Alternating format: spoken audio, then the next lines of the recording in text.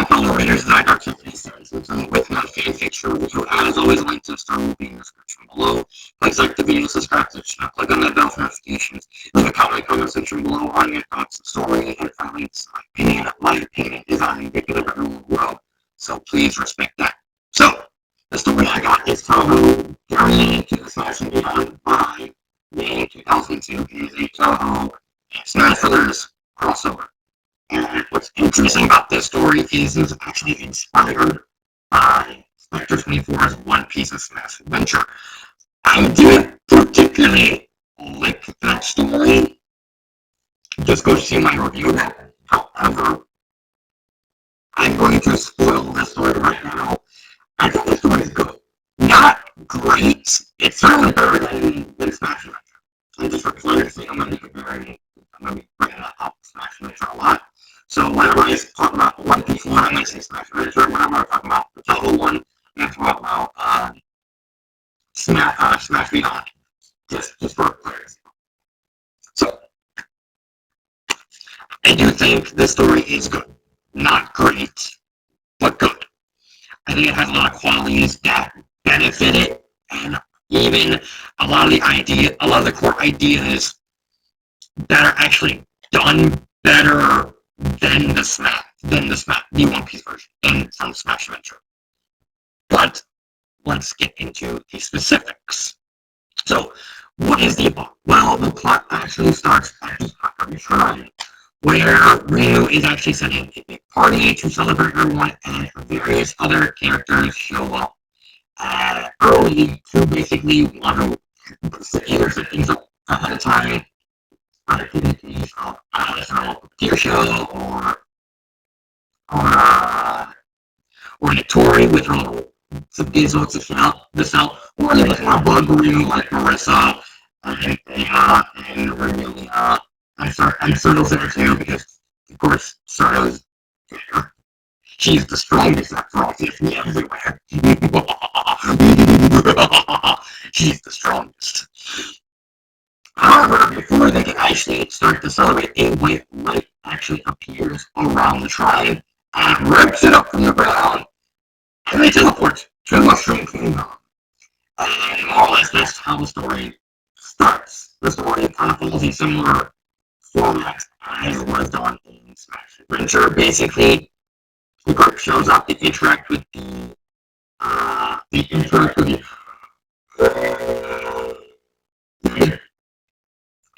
people who live in that world. And then the villain shows up, they fight the villain, or essentially they split up. Each individual member fights the villain, and in representative of the final fight, it's Remu doing the final fight.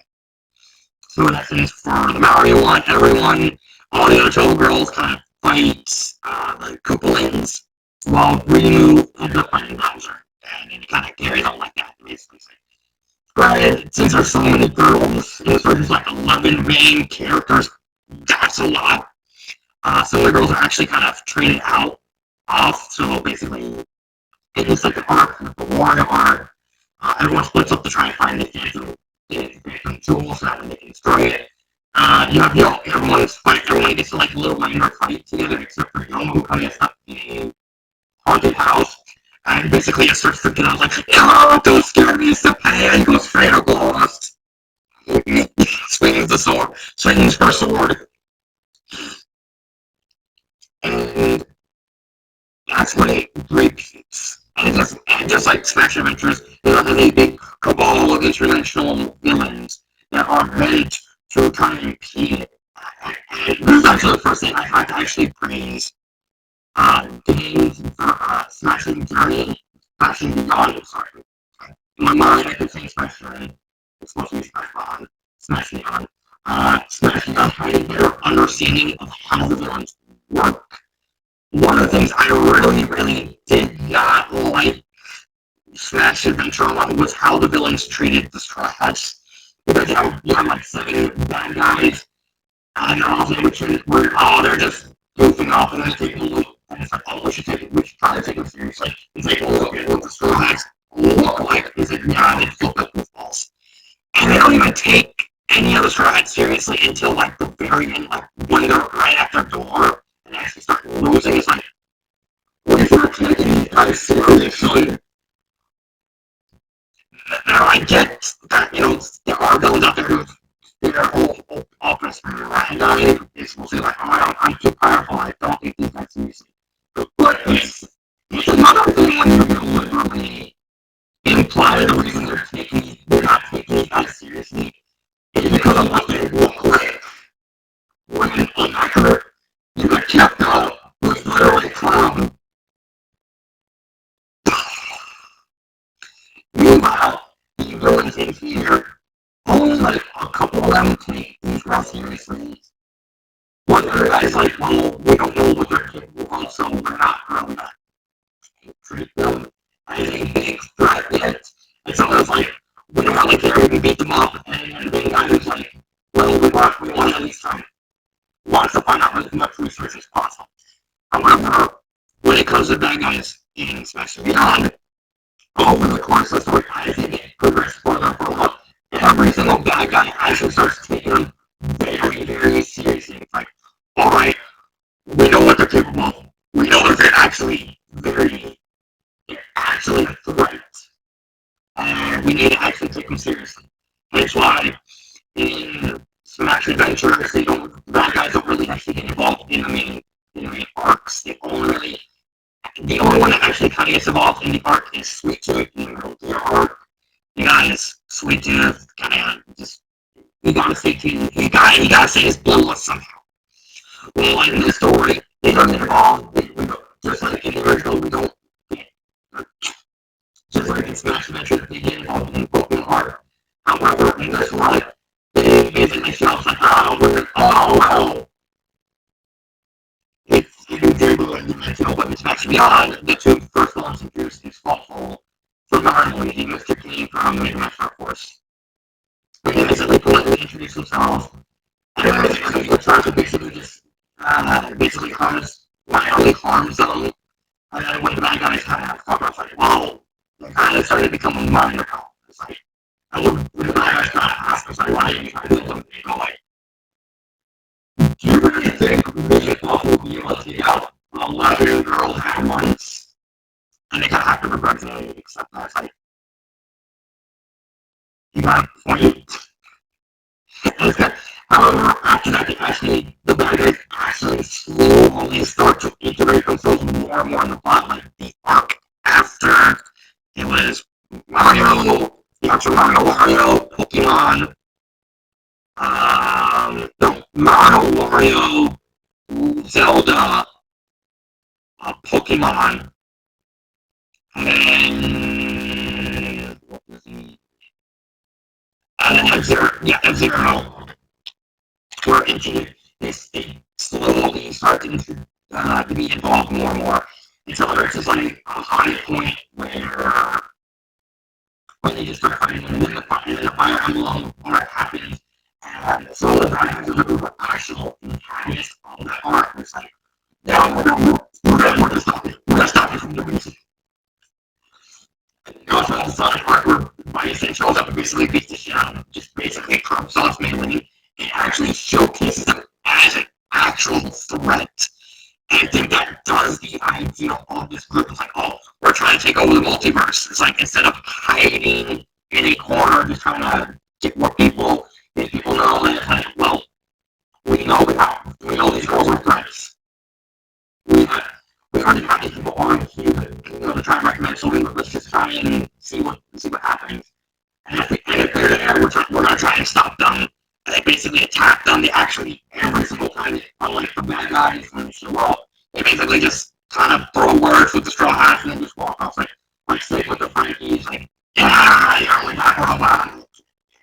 Yeah, and walk off. The only Straw Hats to get beat up is Usopp, because, like, Usopp's thing. They get beat up. So, yeah, that's more or less it. But largely, the plot actually just follows the same format as Smash Adventure. You go to a world, they meet new people, they meet the villain, they fight the villain, and like various other henchmen the fight for the other girls to fight, Reno ends up having the final bad guy. And we also get like interludes with like the big group. And also, instead of Smash Adventure with having a sort of side plot where Bowser was trying to cheat Snoopy to beat him up, in the side plot, which is another thing I have to actually praise because this side plot kind of justifies the very or it's an issue because the story is very, very fast paced. I'll explain that later. There's a legitimate reason behind it. Where Yukino actually realizes the girl is on. That includes Ryu. That includes the shrine, which if you don't know from the lore, the shrine needs to exist. The shrine and Hakurin need to exist in order for the great Hakurin barrier to stay up. Basically, Geisho Kyoto is basically surrounded by this big barrier that is up. That whose focal point is the shrine. And without the shrine and without Reno, the barrier will actually start to slowly wear itself out and break. So there's an actual threat level of them wanting to try and get through each world as fast as possible because the longer they're there in a world, the less time it has for them to actually repair the barrier and potentially basically kill everyone in something because that's kind of a big deal. So there's a proper threat level. The films are done better. Another thing with the plot is actually the fight scenes is another thing I actually want to praise about the story. The fight scenes are actually really well done. Another problem I had with Smash Adventure was all the fights in that story. The author wanted to make everything like a proper One Piece fight and just extended everything to like a chapter each.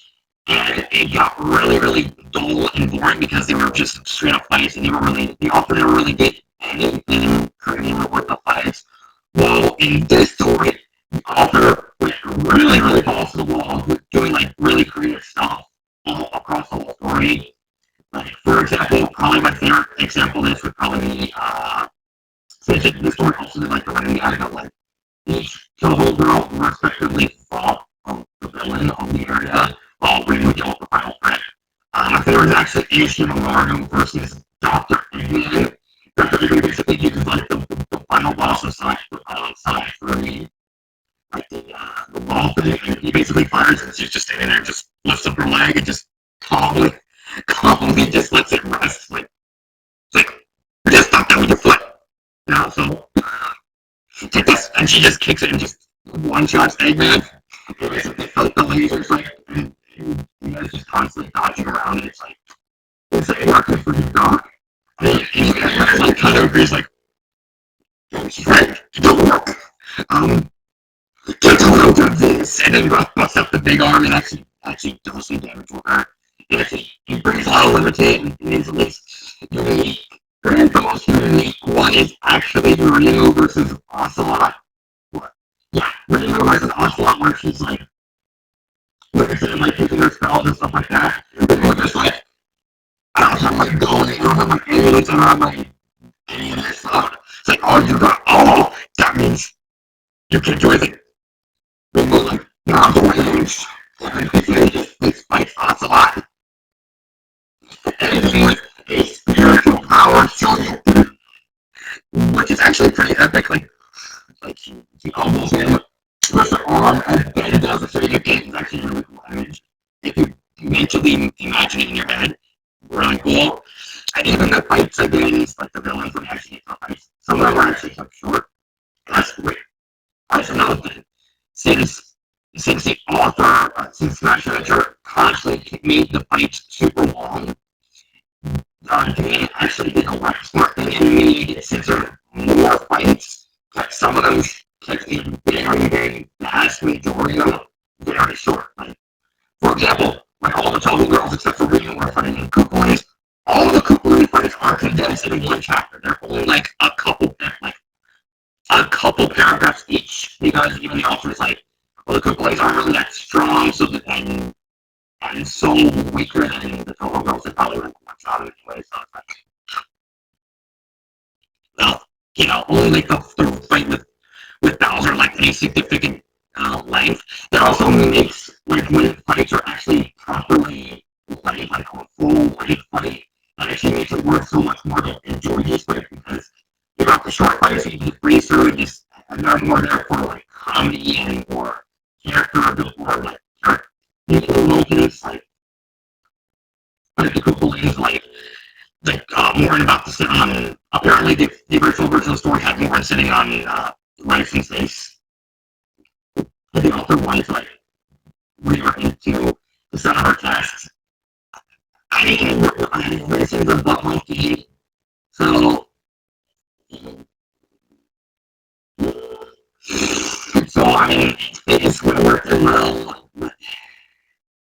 I'm bringing that up because I actually kind of start becoming like a running gag in the story with watching images. I'll talk about that later. But like I said, with so many short fights in this story, it actually makes the fights that are actually substantially likely much more enjoyable because it carries much more weight. Every fight has substantially more weight to them because not only since the majority of fights, I say like 75% of the fights are like only like half a chapter long. I guess story is shorter than Smash Adventures is like 750 plus. Smash Adventures is like over a million, so it has like 250,000 more words with more characters to work with. There's a certain subject. Even some of the final fights, like the fight between Cincinnati and Mr. King, not really that long. I think in terms of the final fights, the only fights that are any substantial length was the final fight, the fight against Touhou. I think the other one, I think, Alice was the second one, and Melee versus Ice. I think those are the only six really long ones. Well, Scenario wasn't really that long. The whole fight between A and Red wasn't really substantially long. They're not really on the with Red or Mr. Case. You can't really search it any longer than you have to. There's a lot. There's a lot you can do with various ideas and characters kind of going at it in various powers. Because now you guys can also basically limits their ability to float until basically as they get more light essences to repair the road so that way they can talk to Master Hand and go home. It takes less and less time for them to actually basically get their power of flight. I think that's all it. I think that's all it is with the plot. There is one more thing I want to talk about, and the fact that in Smash Adventure, Crazy had so many of those callbacks because he just happened to be independent adventures and wanted to be further and all that. With Smash Journey, Crazy Hand wanted to actually summon the other Smashers because they were being attacked by the bad guys and by Touhou. And when Crazy actually tried to get them there, the bad guys actually destroyed the machine operating the light to bring them home. And basically, they basically zeroed out and for me, I don't know what's going to happen. That's basically the reason why the Touhou girls are wrapped up in the story. They basically just got real unlucky. I don't know what just happened. They go over time. So it's so what you're saying is, that the machine that was meant to get Mario and all your other friends, and it blew up and it just hit it and it came down and said, oh. And I think they were the bad guys with Taboo and one of the villains, enemy, was an actual villain name from educational game. Even then, the other bad guys besides those two were literally picking at random because well, we're gonna pick bad guys. I'm not president! No, me, don't! Both sides were just picked by sheer luck. And just, it's are you talented? Good luck! But, okay, so, genuinely finishing up with the plot, and I talked enough about it. I do like the core idea. I like the fact that there is actual weight behind what they're doing and how they approach things. I like the fact that these fights are actually different lengths depending on which who you have fighting with you, depending how much you can bring out of certain fights. So it's like some also probably thought I probably can't get a lot of mileage out of these fights, so they're like short. I get a lot of mileage out of these fights, so they get that long. So it made each fight more enjoyable. I think the only fight I did not like was the Rio versus Ridley fight. And it's like the second sword. It's like the second time. If I had a nickel for every time in these types of stories where my art was fucked up, I would have two nickels. Because I'm not even sure that happened twice.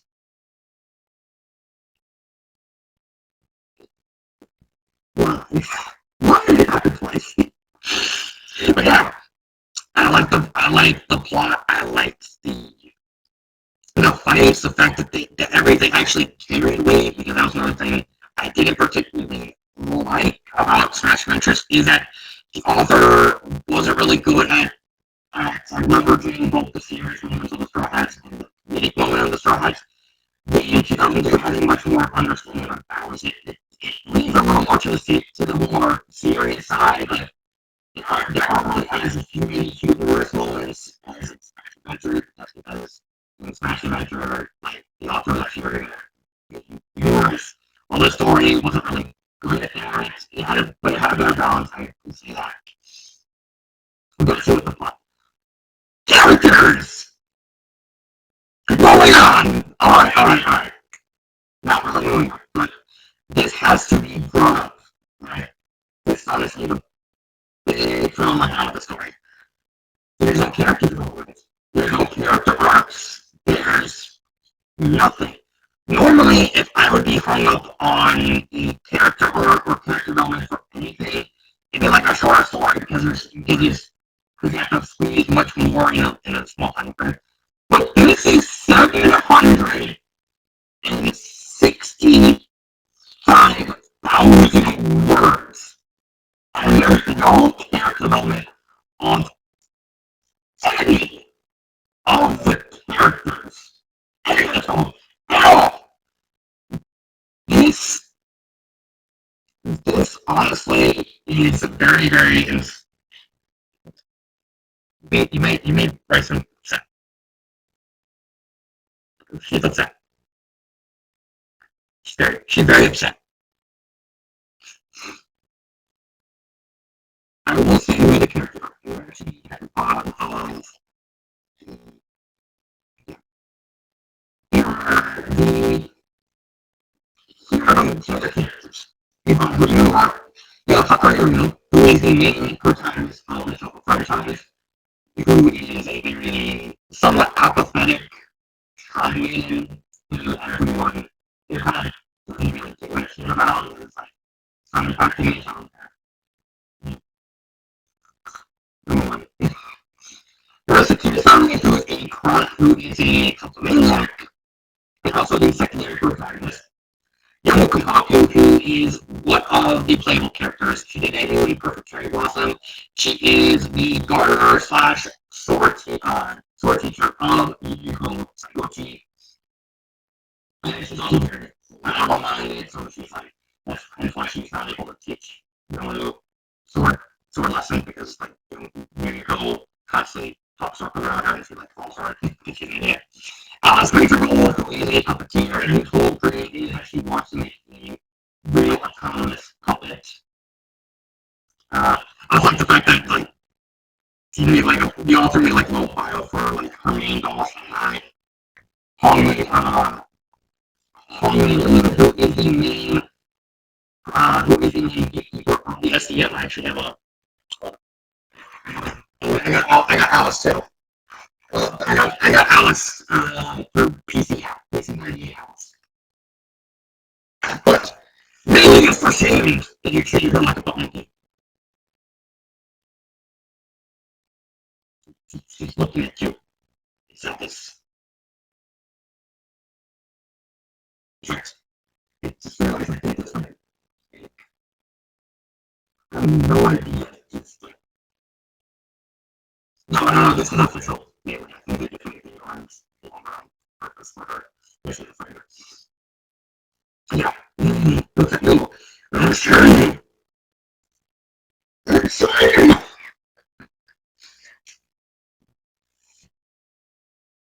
I don't like me. I don't like the I don't like how Melee is portrayed in the story. I understand Ryson being bulky. Like, I understand the bunny. I understand the bunny. Because it's like, I think it's actually canon she is kind of bulky. But I don't see Melee, because Melee is best girl. Melee's like my favorite temple character.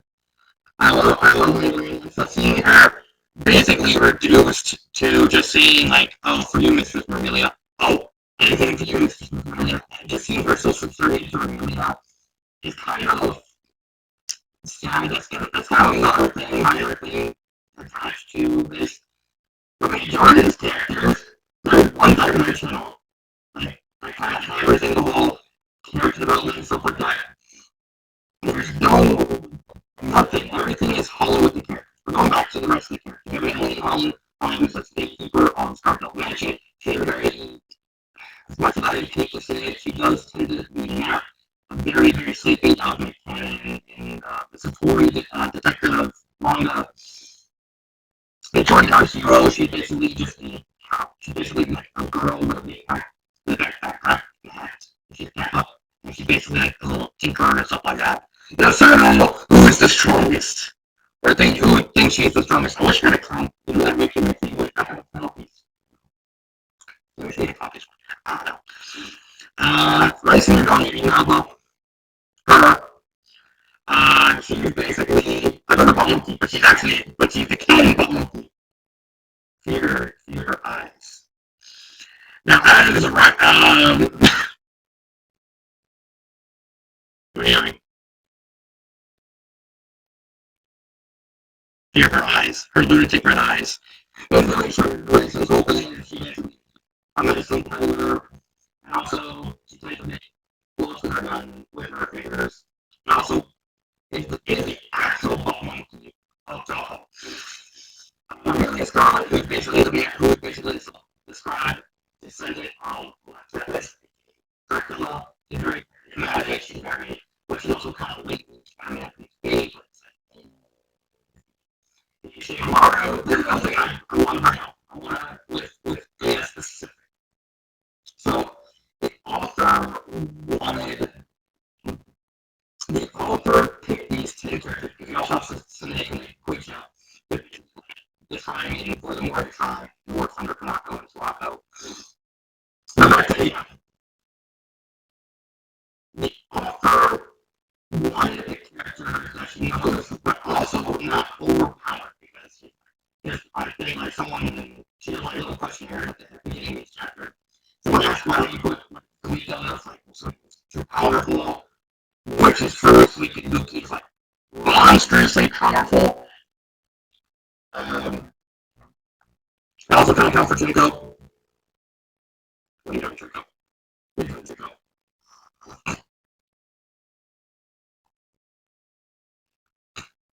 I don't know why I'm missing with these things, these other collectibles. But it's like, Jinko loves the money. I say it. I believe that.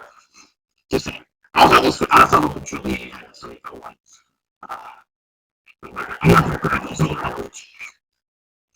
But with the author specifically wanted, I didn't want to put God tier characters. And he is a God tier character. Granted, Drago is a God tier character, but however the author does at least balance that by the fact that Rio's ability is like very, very abstract and also tied to the fact that they all fly. Because Rio has the ability to float, and Rio can float out of reality itself. So, probably the author didn't know that. But anyhow, one yokai is basically a stronger entity, just like Yuka Kagami is like considered the strongest yokai in all against Tokyo because she's completely implied to be that old that even like the Yama of Touhou basically says, you're too old. When the Yama tells you you're only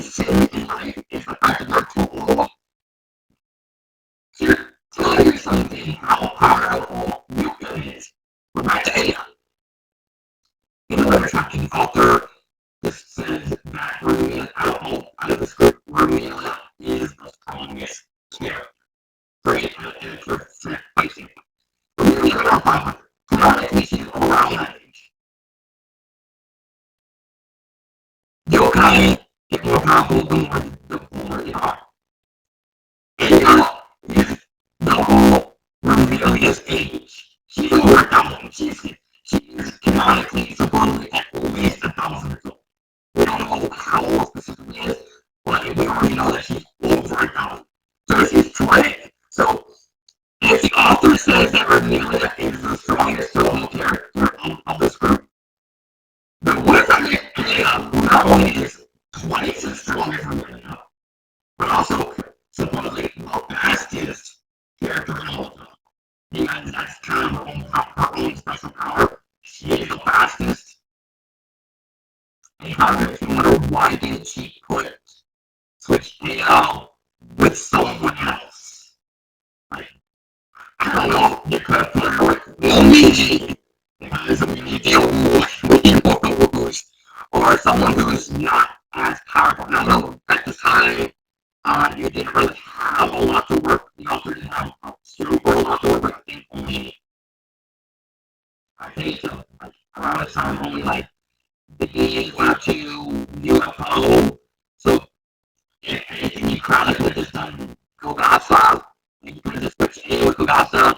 You could have done those goofy things like the Caracasa. I can't offer it. I can't wait for the Golgotha film to come out. Yes, she's cinnamon roll. So what was that? Okay.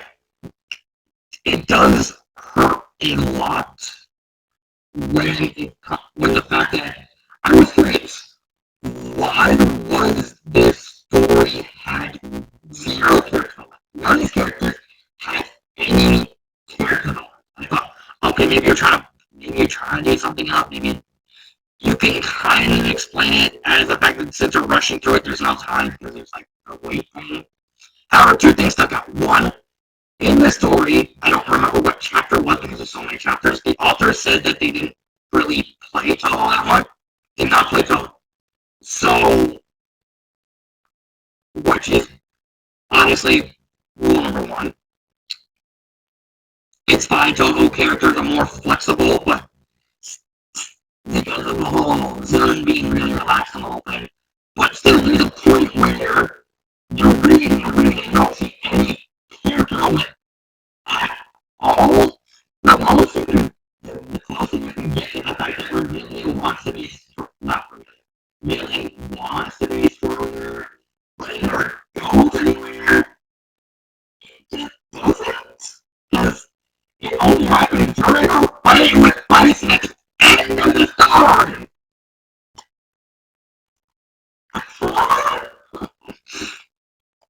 But the real reason is actually I don't like to do this, but in this specific case, I have to do it. I have to actually go here and this. I think I know I'm going off a major tangent, but this is important for the character. The author has the idea that you need to update fast. Otherwise, then you lose retention. That is an absolutely horrible mindset. Keep it okay. So to put this in perspective, let's do there. Let's just do a comparison. Damage by your shell. This story was released January 29, 2012. It hasn't finished it. However, the author, I will say this, the author did let me know that the chapter are actually go back either December or next year. But I have been waiting 11 years at this point. And I sat upset and I angry that the author took so long? No, because at the end of the day, to most of these people, they see this as a hobby. They see writing fanfiction as a fun little side activity, nothing to be taken taken seriously. And even watch this. Another, I don't want to pursue this book as I find creative. Yeah. What fan fiction I do write is used for practice. So, to go to that story, raise her profile, and say that she's only doing this to practice to keep up her skills as a writer, which explains the way because she wants the whole thing to be perfect. And then you come here and you read this part where it's like, if you even wait, like, if it take too long, then they better start considering whether or not they're up for the job. That is an absolutely toxic mindset. I'm not going to sugarcoat. That is a massively toxic mindset to have. Okay, you wait a little bit because you're trying, because either, I don't know, you might be at a job, you might have financial situations that's keeping you waiting, you might have writer's block, you might be procrastinating, you might be working on other projects, like say with Color All Along, with him constantly doing like 30 stories at once and then spending like a week each on each story, so he's constantly rotating it. Which is another thing, but at least Color backs it up because usually he actually has 3 weeks ready, 3 weeks working on each chapter instead of 1. I think if I can find a Color All Along is actually a writer, so I think he has like a lot of free time. You should never not be this sort of leveling, condescending sort of people who want to take their time. Because that is an absolutely horrible mindset to have.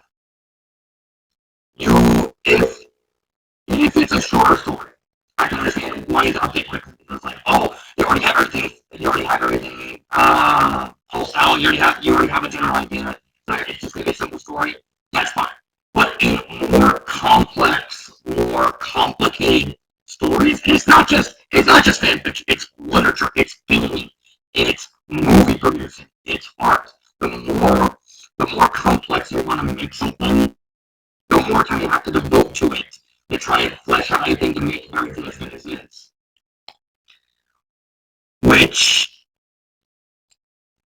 And also this sentence right here, show care to your audience by finishing as soon as possible. That's another thing. It comes off like you think the audience have the retention of a goldfish, like you won't remember anything. That is it absolutely. And then the author says, oh, I made a request to someone on giving her for a picture series, and after 3 or 4 months, I haven't gotten the whole thing because maybe the author was doing other projects. Like, you did, but please get up to date. The reason I still believe that they wasn't going to finish is because I at least was kept up to date the whole thing through the author. That's how I know the story didn't complete soon. It's the fact that the author gave me something because I've been wanting to know the story finished for so long.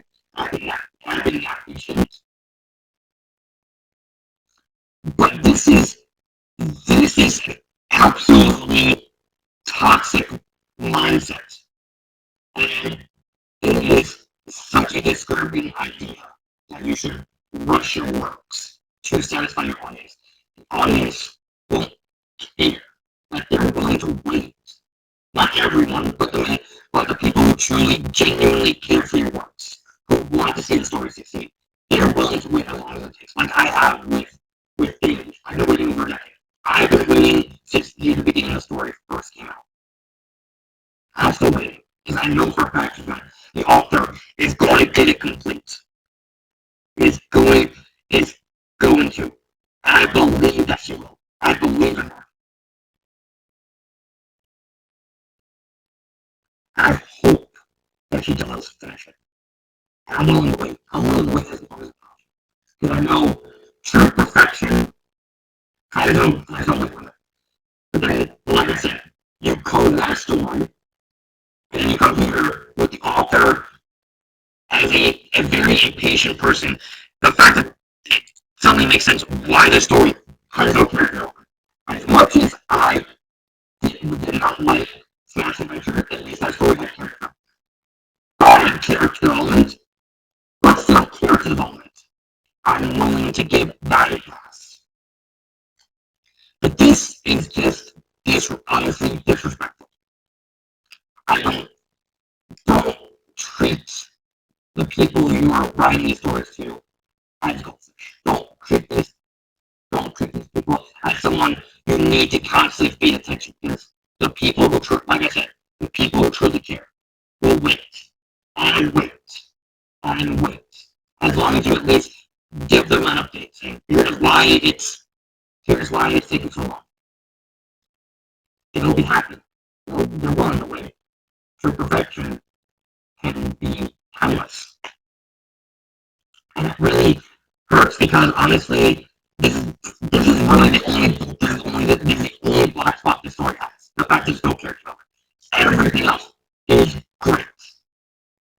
In terms of grammar, I think there's like one single grammar error. I think the author inadvertently calls Alice Marissa. I can't remember because it's such a long story, and the story took 2 weeks longer than I had in my opinion, because I read the story in like 3 weeks.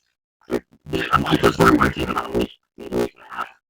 But I was being busy with work, obviously. Yeah. This story took way longer. When it comes to the grammar, there's no grammar errors. The author went out of the way.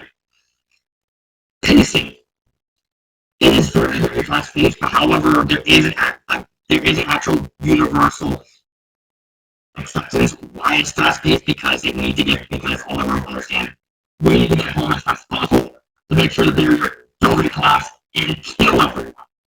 Because without the barrier, Inso Q doesn't exist. So not only are they trying to beat the bad guys, they're trying to get back home as fast as possible to be able to fix their world, make sure their world is not destroyed. And even the writing style, even the writing is very well done and all that. It's just the fact that there's no character development is such a grave insult because you can actually tell there's a reason behind it. And it's wrong.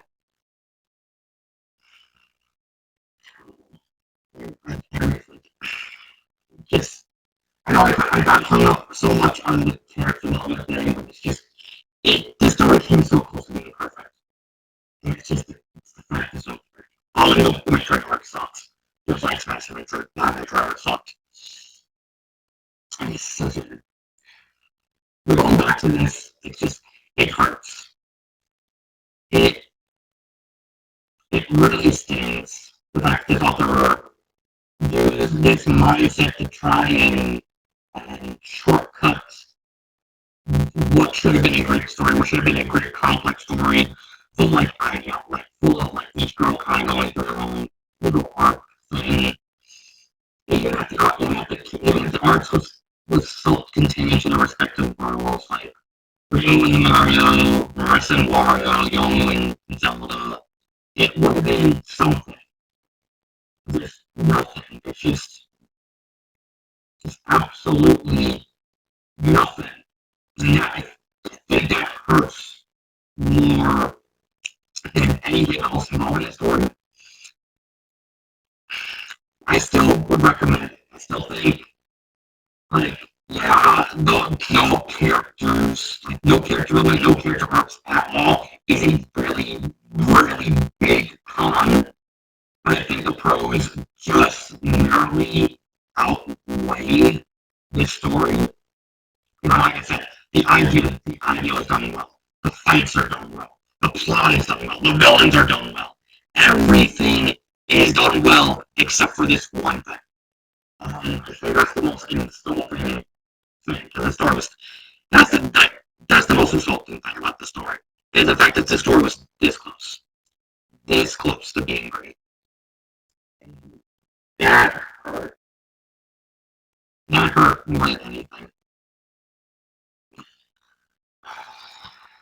What would be my favorite part? I gotta give the bias. I have bias. The bias. Melee versus Bison. I personally think that's my favorite fight. And that's Melee because Melee is like my best. It's honestly best girl. especially since that fight was like so structurally different from every other fight because this was actually written more like a traditional fighting game fight where it's like immediately about these like sitting in sort of like it's like I already kicked your ass. I'm not expecting to try this way. And basically it's like alright try to basically try to go swing and he's just kind of like dodging it's like you're not trying. And then she actually starts nailing some shots. It's like, I'm really feeling it. Oh, well, I guess I try. And basically just casually blows her up. So, I basically tries to hit her. And then when he realizes that she's actually trained, it's like, I trained just like to kick her ass again. But, where's it now? And then basically just have like a massive chapter long slugfest. Like, it's styled like it's literally styled like a Street Fighter fight, where they basically almost like a 3D style Street Fighter fight. It's really cool. A lot of fights you can really kind of maybe like the honestly I also would recommend like the spiritual shit hockey game. Maybe how the final fight ends, like the very final fight where everyone fights X-Net, because honestly X-Net. No,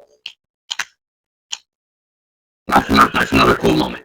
X-Net shows up halfway through the Iron arc and basically just curb stomps everyone. He gives some punches, he's like, oh my gosh, he's like, why don't you worry about the girls? Like, and then he just casually just taking out literally everyone. It's like, yeah, of course it. Yeah. And he always stops and killing my character. I was like, no, we gotta kill you. I was like, oh gosh, it's real. It's like, what you can kill him later. Fine.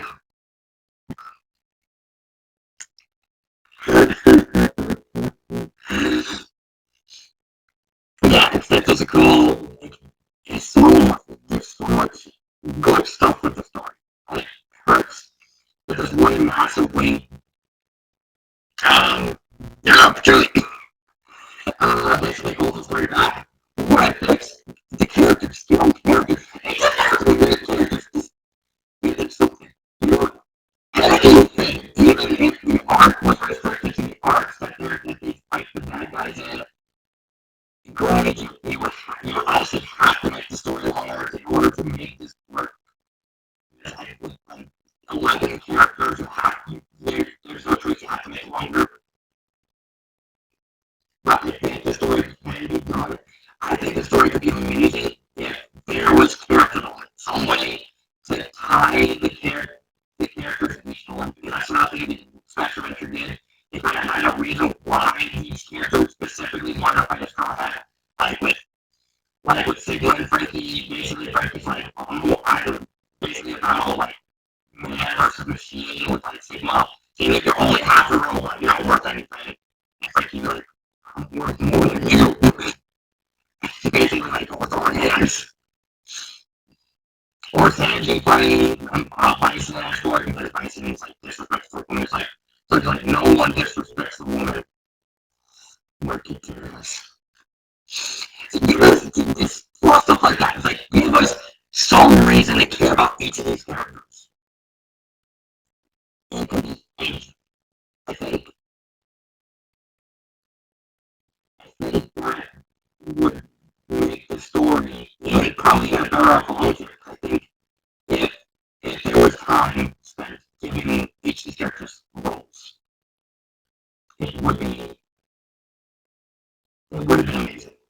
I, I think that, and I think that should be more than anything. It's absolutely bad mindset of rushing stories out because you want to keep retention. It's quite honestly a horrible mindset for what's essentially a hot at best a hobby. It's just my opinion. I don't have anything more to say about that. So this has been Dark Symphony 777, and